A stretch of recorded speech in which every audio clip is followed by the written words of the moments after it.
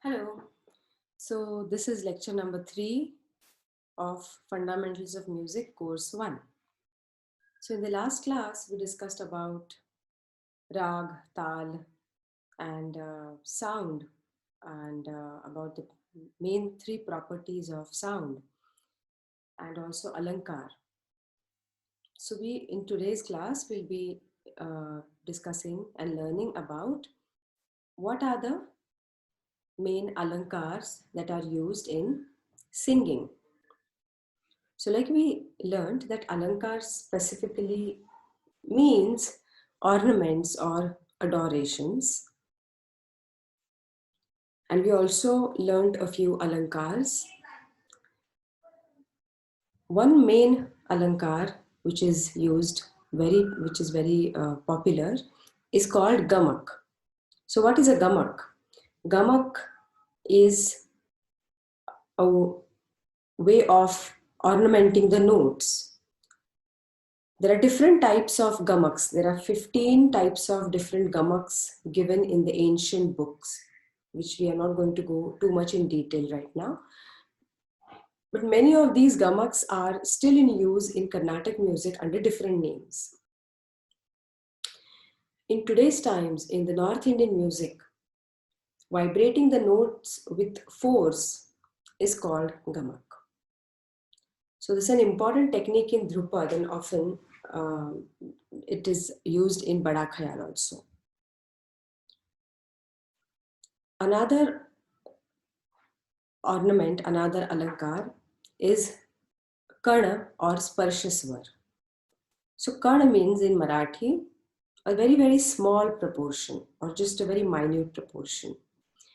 So Karna means a small particle of a neighboring note used with the main note. So it can be either higher or lower than the main note. For example, if I have to say sa, this is just flat plain sa. Sa. But when I say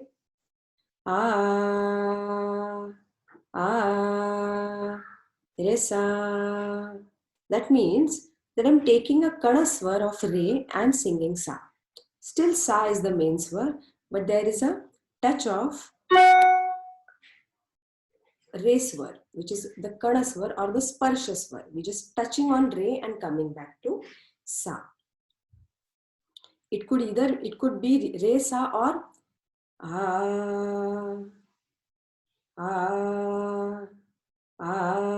in this case it is ni sa, ni sa, ni sa, re sa, ni sa. So both ni and re in this case are sparsha swars or kana swars. Another alankar is called a murki. So murki is a short tan of 3 or 4 notes together and it is sung very fast. Usually, murki is it's a beautiful ornament, though it is not used much in Indian classical music. Many singers do use, but it is not considered to be a very when murkis are used in singing in Indian classical vocals specifically, then it is by many singers it is considered to be a little low quality singing. Murkis are more used in light music, in contemporary music, in the lighter forms, but not too much in classical music. Then there is khatka. Khatkas are also used more in light music. So those are 2 or more notes are sung together with a jerk. And it is a combination of kan and murki. So these are very small, very subtle alankars, ornaments, which make singing, which make swaras more beautiful and pleasing to the ears. Then there is meend. Meend is basically stretching or lengthening the sound from one note to another. This technique maintains the continuity of the sound and meend brings a continuous flow, softness and continuity to the swars. So for example, there is sa, ma, pa, these three swars. So when they are sung with mean, then it would be sung sa, ma, pa. So there is continuity, there is no breaking in between. It is sung in one breath with no pause in between. Sa, ma, ga, pa. These swars are continued and they are bound together with a meend. So meend is a very beautiful alankar, very beautiful ornament and very, very important. It is one of the very significant alankars in Indian classical music. Particularly khayal singing and even Dhrupad singing, it cannot be complete without meend. And that is one speciality that Indian classical music has, that it's the main soul, the soul of Indian classical music is the meend, without which it cannot be the same that it is. We'll now come to Thaat Paddhati. It is quite an elaborate topic, which is very again important concept used in Indian classical music very widely. So now there is this musicologist called Vishnu Narayan Bhatkhande. He was born in 1860 and he lived till 1936. He was a musicologist and he made significant changes to how music was perceived in his era. And also he was the first one to document music in the written form. Till then, Indian music was not documented. Till then, Indian music was not written in any way. It was passed on to the other generations, the next generations, only through oral traditions. So Vishnu Narayan Bhatkhande was one of the most influential musicologists in the field of North Indian classical music in the 20th century. Each one of the several traditional ragas is based on or is a variation of 10 basic thoughts or musical scales or frameworks.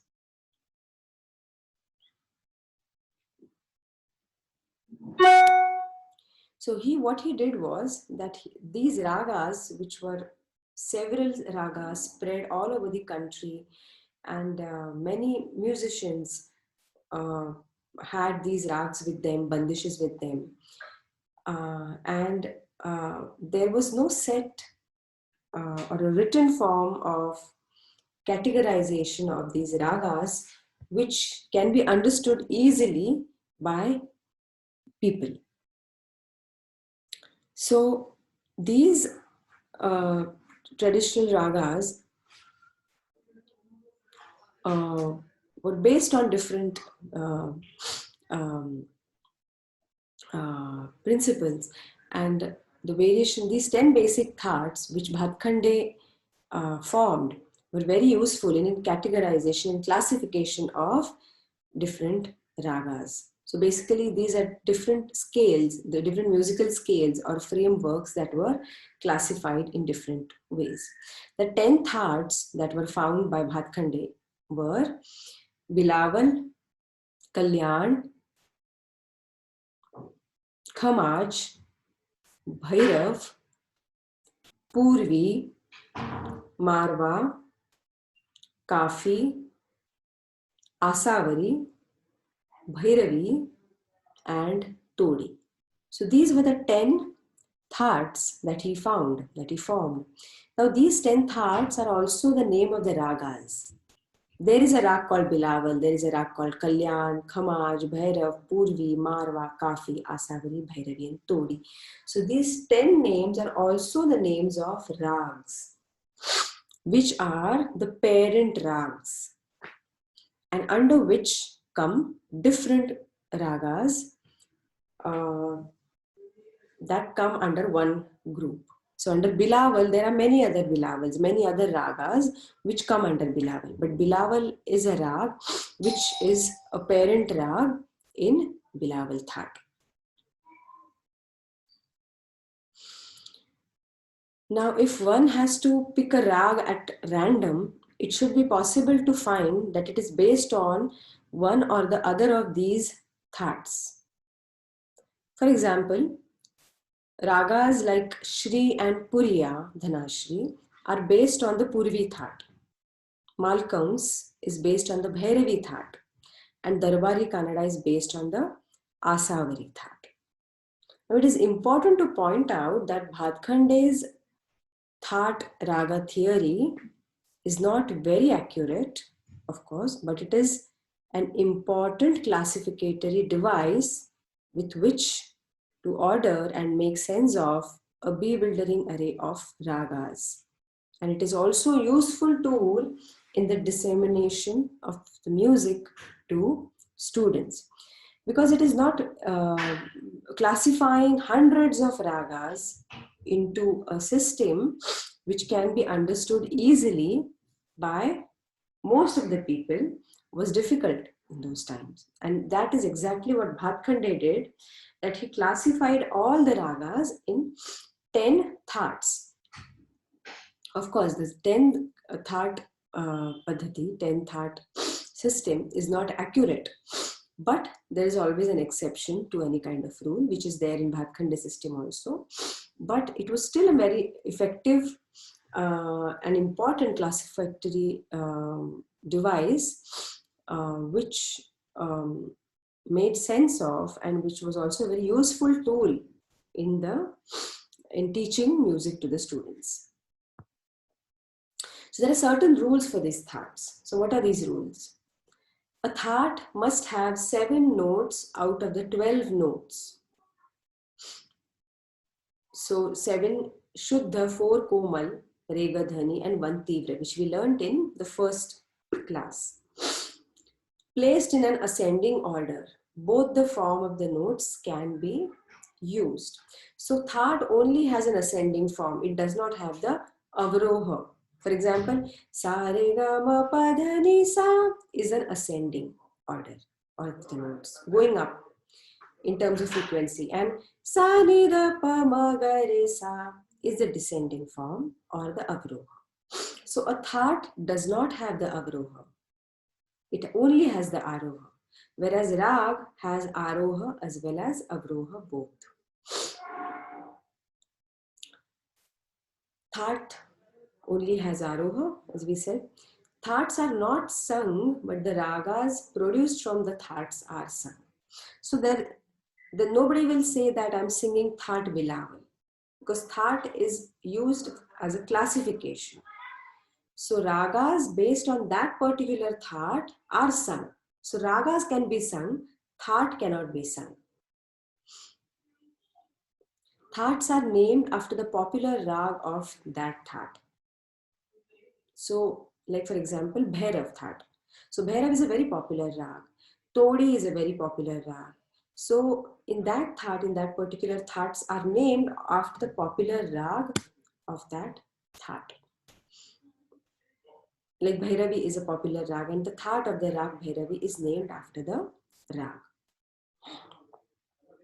So the 10 basic thats according to the Bhatkhande system are, first is Bilawal, as we just saw, which has Sare, Gama, Padha, Ni.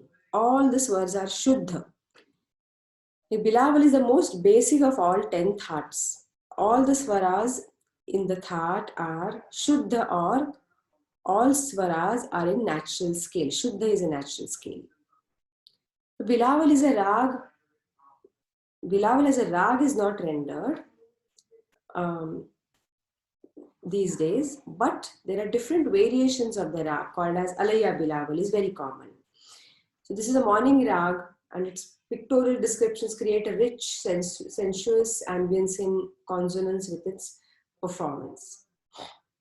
So it is sa re ga ma pa dha ni sa is the thought of the Bilawal. So which are the ragas that come under Bilawal Thought? There is Deskar, there is Hamsadhvani, different variations of Bilawal. They would come under Bilawal Thought. The second one is Thought Khamaj, in which there is Komal Ni. Rest all the swaras are Shuddha or in natural scale. Only Ni is Komal.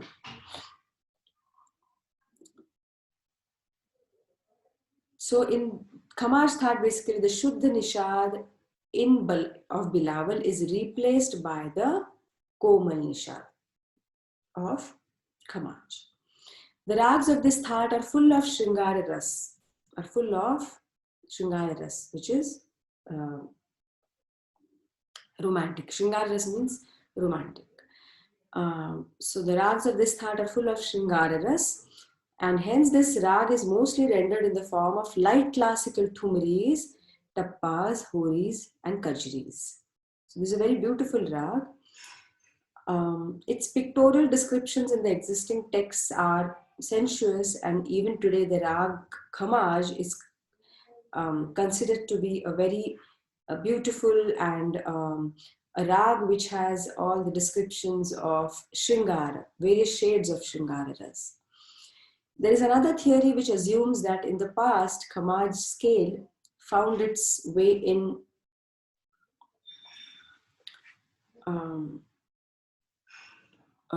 it found its way in music of the late medieval China. So the thought of Khamaj is sa re ga ma pa dha ni sa.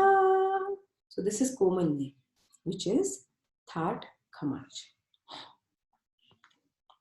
Many rags are there in Thought Khamaj, like Rageshri, Jhinjhoti, Des, Tilak Kamod, Jai Jaivanti, Khambhavati, many ragas.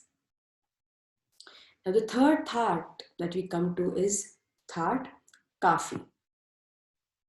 Kafi makes use of the Komal Gandhar and Komal Nishad. So basically it adds Komal Gandhar to the Khamaj thought.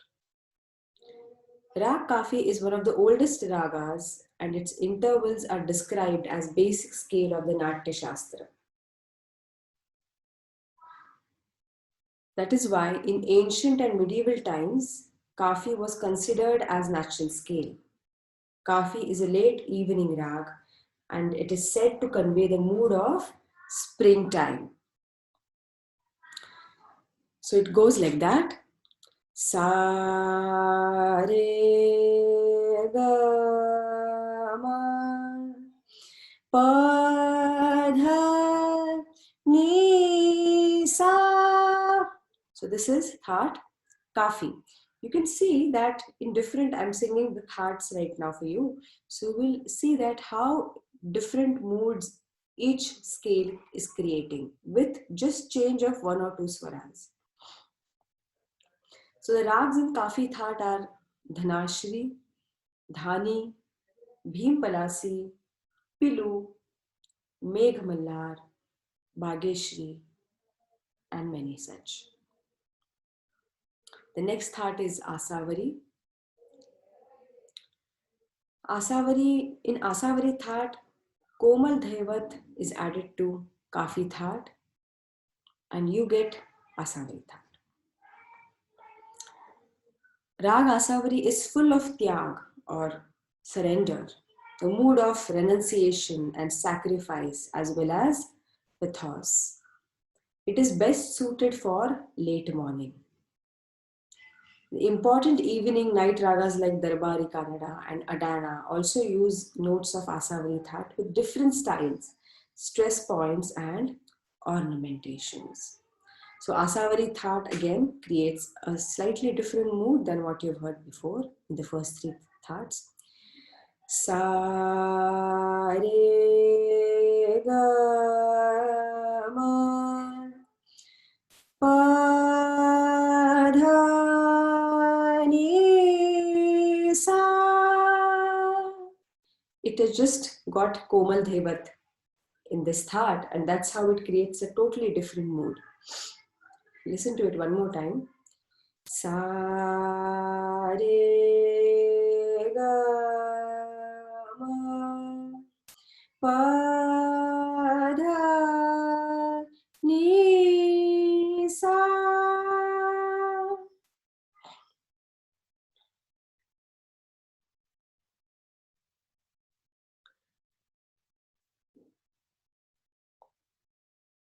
So the ragas in Asavari Thaat are mainly Asavari, the rag itself, Desi, then there is Darbari Kannada, there is Adana, there is Jaunpuri, and many such rags.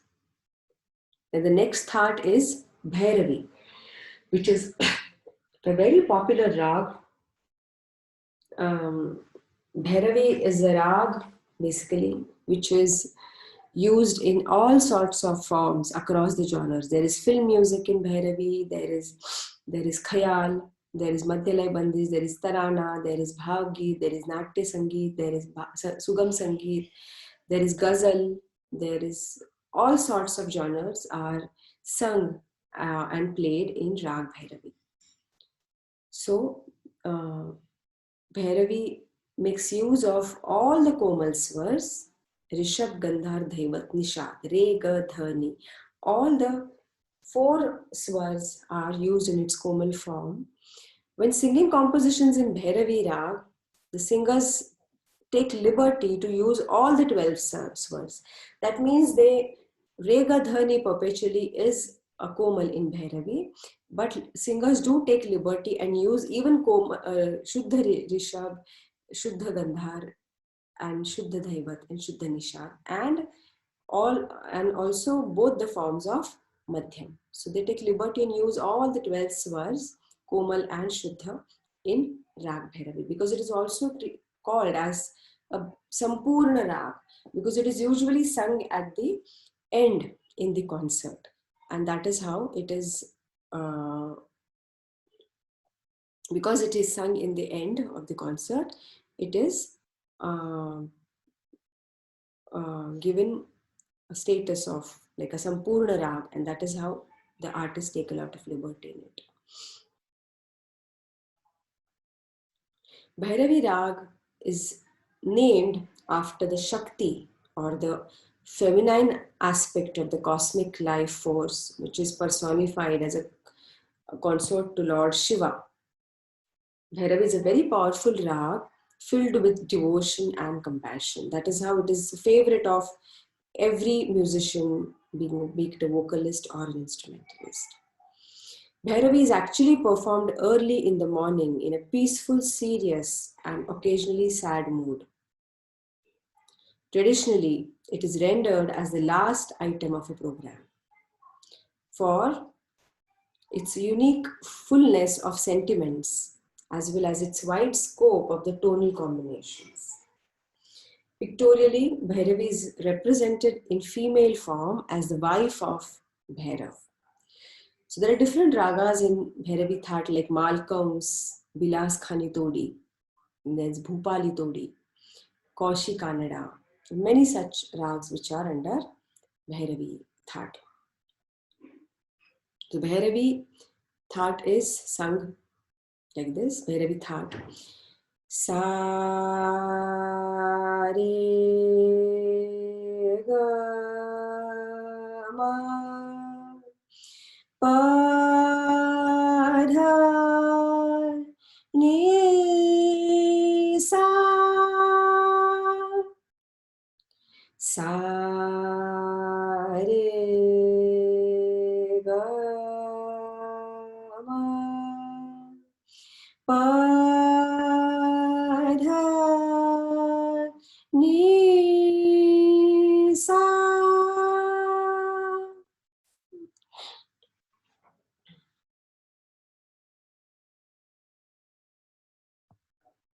Next Thaat is the Bhairav Thaat, in which Bhairav Thaat rags make use of Komal Rishabh and Komal Dhaivat. Rest all the swars are Shuddha. Bhairav is one of the names of Lord Shiva, especially in his powerful form as a naked ascetic with mated locks and body smeared with ashes. So it's basically a representation of Lord Shiva. Bhairav is usually in Bhairav Rag, you will find compositions which are very bhakti rasa pradhan, full of devotions or something which is very powerful. So Lord Shiva is directly connected with this rag. So it is a very powerful form. The visual of this rag is a very powerful form and with the matted locks and body smeared with ashes of Lord Shiva. The rag too has some of these masculine and ascetic attributes in its form and compositions.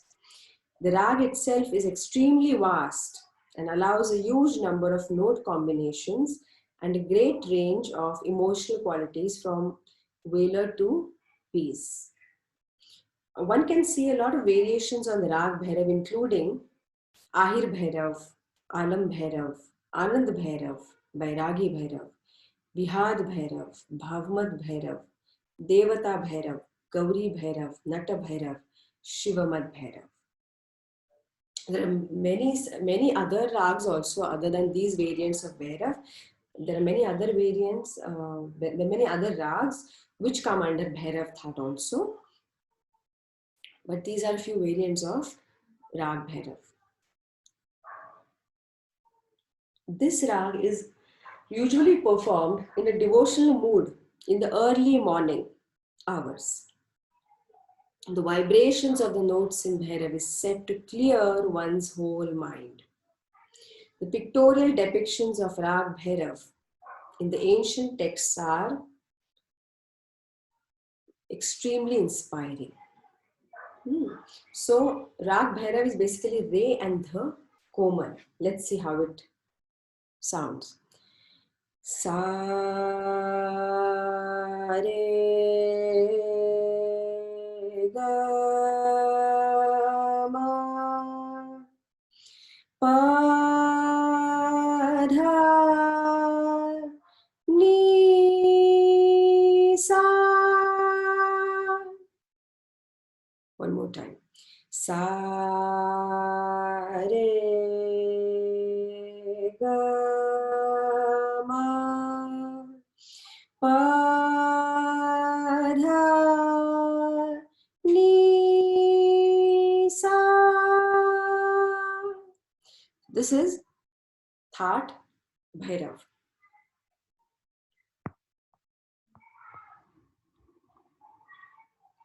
So there are many other rags apart from variations of Bhairav, which are Ramkali, Gunakri or Gunakali, Megharanjani, Jogiya, Bhairav and its variations. So all these rags come under Bhairav Thought.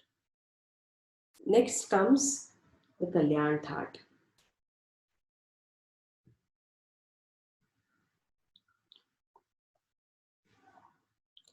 The Kalyan Thought consists of an important group of evening ragas.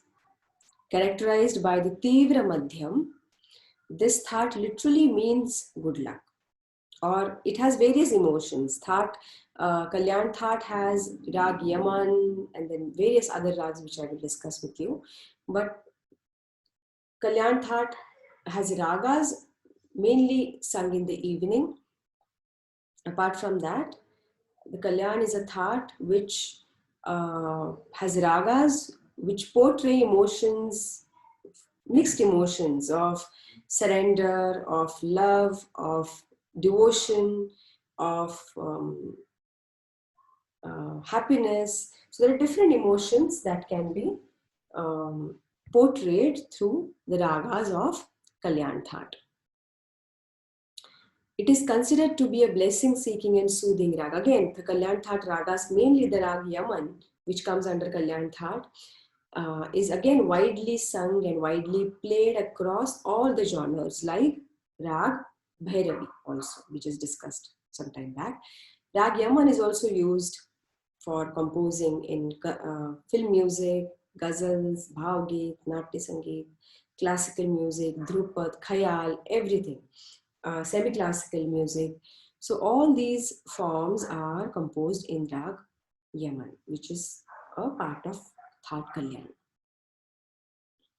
As a result, it is performed in the evening at the beginning of a concert. This rag creates a feeling of unfolding of an evening. This is a very huge thought because it has many rags, and those many of those rags are quite huge in terms of improvisation. This thought is huge and consists of many variations on the basic Kalyan thought, including ragas, but it is not restricted to these rags, but thoughts like rags like Shuddha Kalyan, Sham Kalyan, Yaman Kalyan, Anandi Kalyan, Khem Kalyan, Savni Kalyan. There are many such rags which come under That Kalyan. Ragas in Kalyan That, other ragas than the variants of Kalyan are Yaman, Bhupali, then there is Hindol, there is Kedar, there is Kamod. All these rags also come under Kalyan That. So in Kalyan That, Ma is Tivra, rest all the swaras are Shuddha. Sa re ga ma pa dha ni sa. Sa re ga ma pa dha ni sa. Such is Thaat Kalyan. Then we come to Thaat Marwa.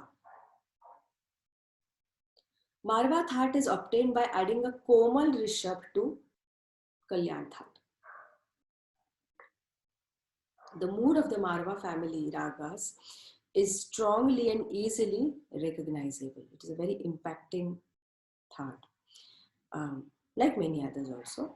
The Shadja remains in the form of a shadow till the very end, where it almost comes as a surprise. Komal, Rishabh and Shuddha Dhaivat are very important in this thought. The overall mood of this rag is of sunset, where the night approaches much faster than in northern latitudes. The onrushing darkness awakens in many observers a feeling of anxiety and solemn expectation. So, Thaat Marwa has many rags, but Rag Marwa is the main rag of this Thaat. And it is a Sandhi Prakash rag, as we call it in Indian language. So, the Sandhi Prakash is 2 times in 24 hours. One is during the night, when night is getting over and the day is about to begin. That time there is Sandhi Prakash, which we also call as dawn, and there is dusk when the day is about to end, and there is Sandhi Prakash because night is going to start.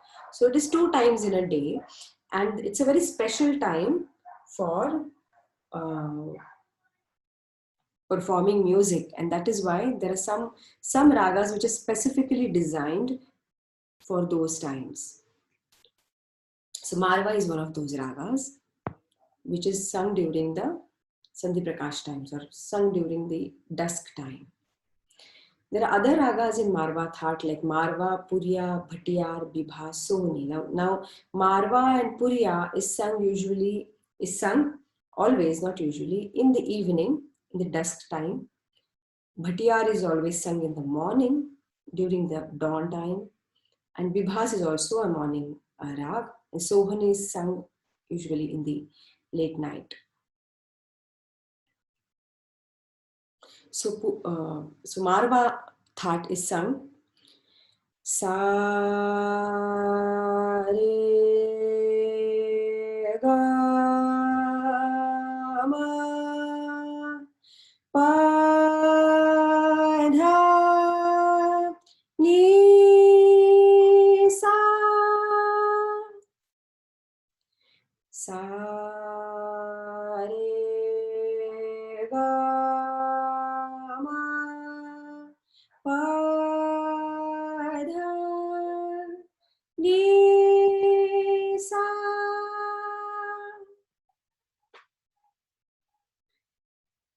The next thought is thought Purvi.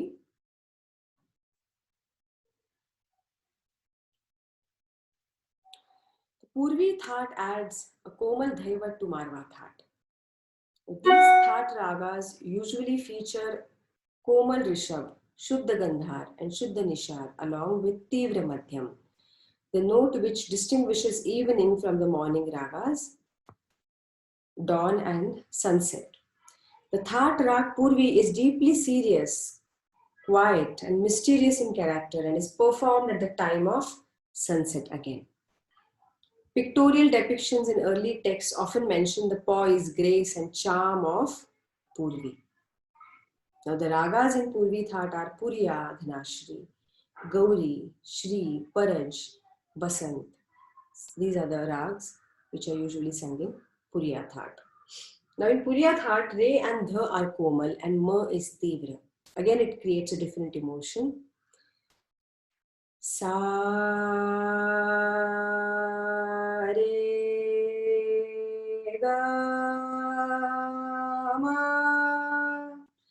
pa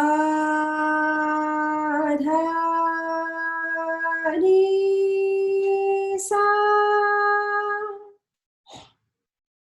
Sa re ga ma pa dha ni sa.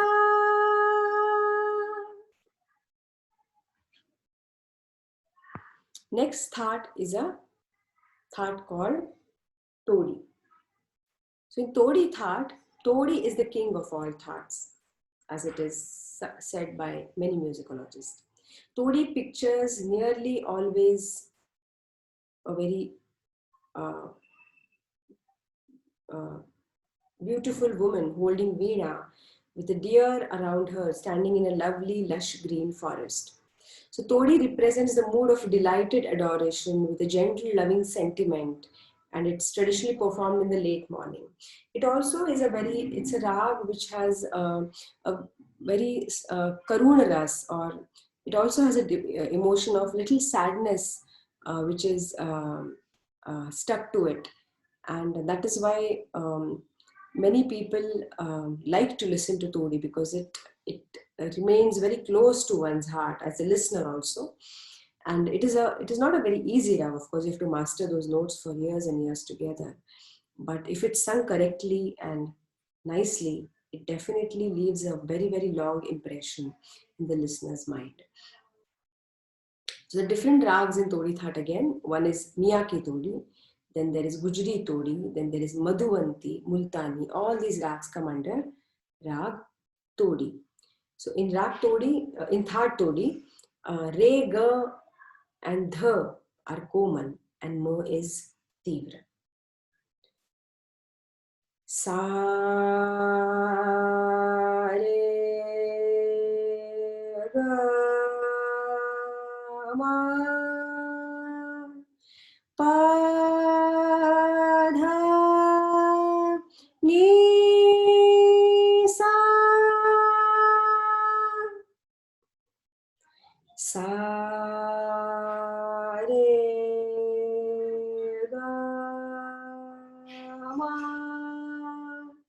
pa dha ni sa.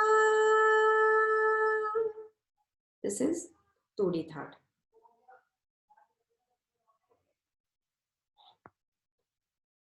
So these are the 10 thoughts that we just discussed. These again, repeating that these are very important because the rags were classified in 10 different ways according to the kind of swaras that were used in each rag, and that became very easy to teach also because of this classification.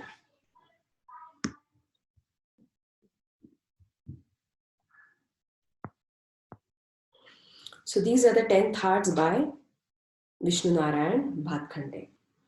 Now we come to the next concept called as Alap. So what is an Alap? Some of you might have heard about this particular word, Alap, which is used very widely. But many of us don't know what it is meant. So Alap is a very gradual exposition of rag, emphasizing Vadi, Samvadi, and other salient features of the rag in a slow tempo, which is known as Alap. So Alap is a very unhurried improvisation of a rag. The word Alap means a dialogue or conversation. Alap is a dialogue between the musician and the rag. It reflects the depth, the temperament, creativity, and the training of the musician. So Alap is the hardest part in Indian classical music. It takes years, sometimes decades, several decades to gain mastery over Alap. Because Alap is a very, very unhurried, very slow improvisation. And to make it effective and to be able to create an impact on the minds of the listeners just through Alap requires years of practice, command on swar, command on breath, and many, many years of thinking and chintan and manan, which is very important. Otherwise, impact through Alap cannot be made. It is the hardest of all. In Alap, the musician improvises each note very gradually, beginning with the lower octave or saptak and in a slow tempo and technique like Kadaswara and Meend, etc. The Alap is sung in the beginning of the rag at the time of a performance. This is also known as the Vistar, as we call it as the Raga Vistar.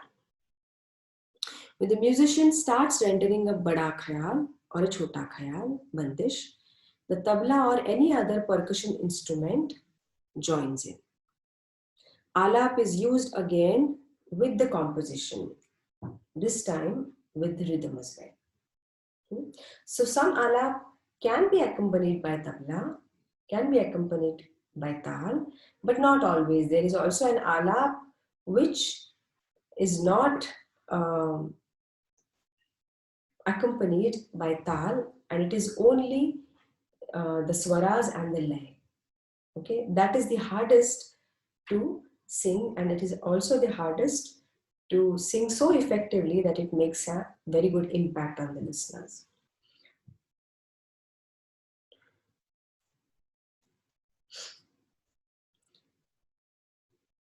Alap is used with the composition, with sometimes without the tal and sometimes with the tal. When it is accompanied with the tal, it is slightly faster and also rhythmic. When it is not accompanied with the tal, it is slower and it is in lay but not really rhythmic, not in tal. Sometimes the words of the song are also improvised with notes.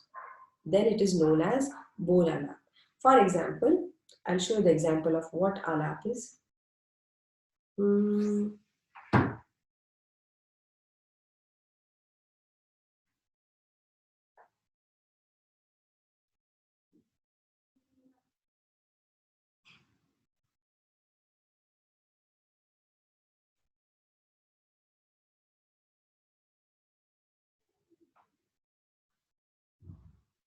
Okay. Sa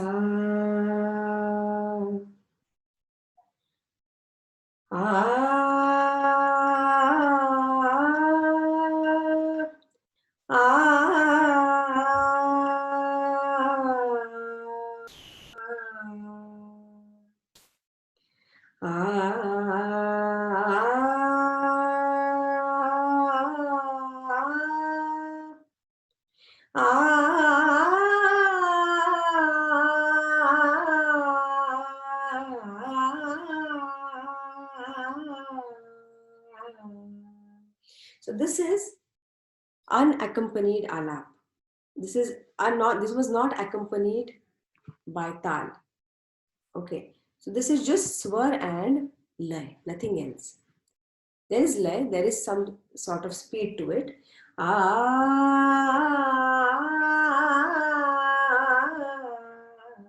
So there is some kind of speed, some lay in it. Of course, there is lay, but there is no tal in it.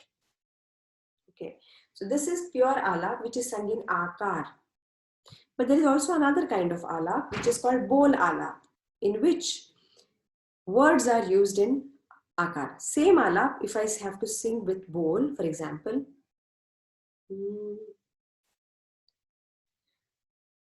Kanha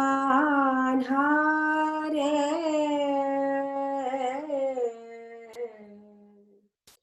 Nandana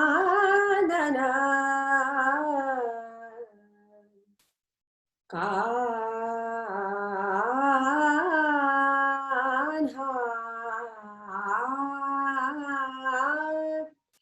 Ka Kana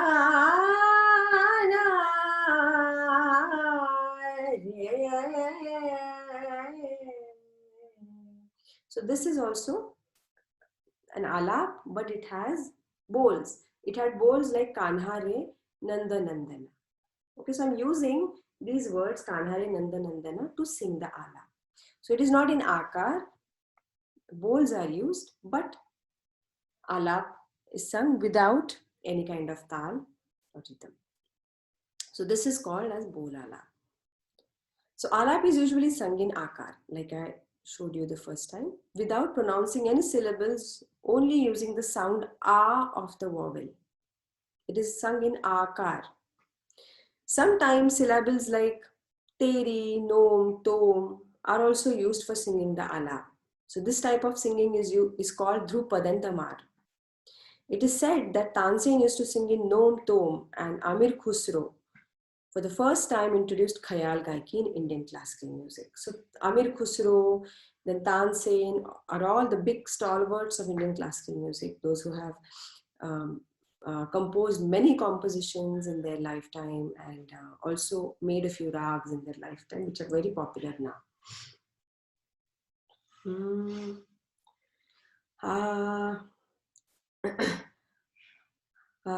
For example, no,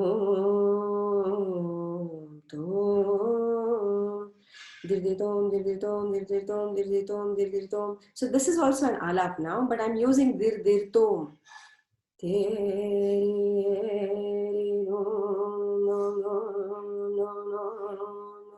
This is also an alap, but I'm using nom in it. So there are different ways of singing alap in Khayal and Drupad.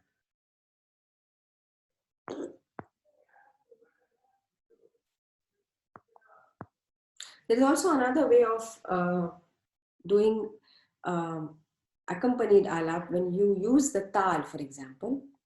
Just show. So starting.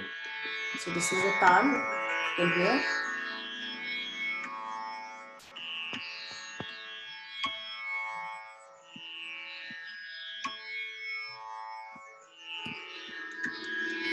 For example.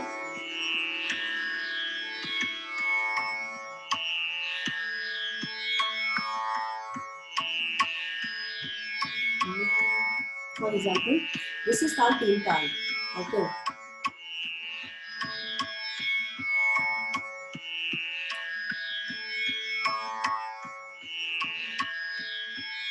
सोच समझ मन मीठा प्यारा सोच समझ मन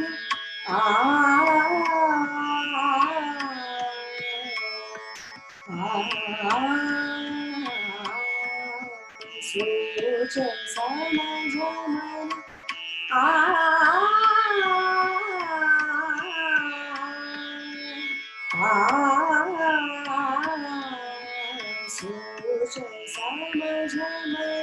So over here, what is happening is that I'm singing alaps.